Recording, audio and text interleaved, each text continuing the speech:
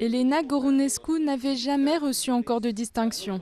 Avoir aidé des générations de Roumains à apprendre le français était pour elle la meilleure récompense. Aujourd'hui, la France lui rend hommage.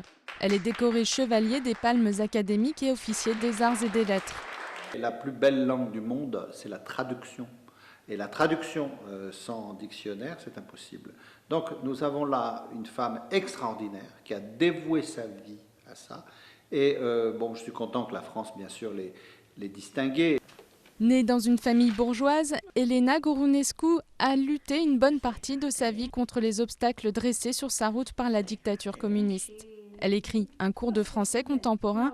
La censure le lui renvoie truffé de points d'interrogation. Mentionnée Eugène Ionesco dans la Roumanie communiste eugénaise, elle fait ses cours sans tenir compte des remarques de la censure. Pour elle, ce n'était pas un acte d'héroïsme. Même pas un acte de courage.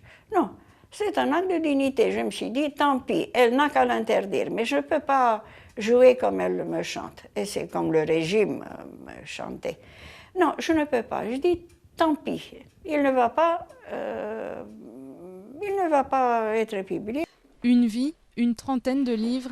Elle n'est jamais allée en France, d'abord à cause de la dictature qui limitait les voyages, puis elle a senti qu'il était un peu tard.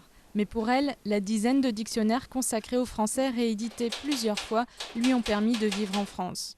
À 82 ans, Elena Gorunescu prépare un nouveau dictionnaire en se réveillant à 3 h du matin. On travaille tout le temps et puis on n'a pas de samedi et de dimanche et de vacances. Non, mes vacances sont au bureau, comme vous voyez. Oui, et j'en suis heureuse, vous savez, je me suis fait une vie comme je l'ai toujours rêvé. Une vie en compagnie d'auteurs français comme Voltaire ou Molière, mais au son de musiciens allemands ou polonais comme Beethoven et Chopin.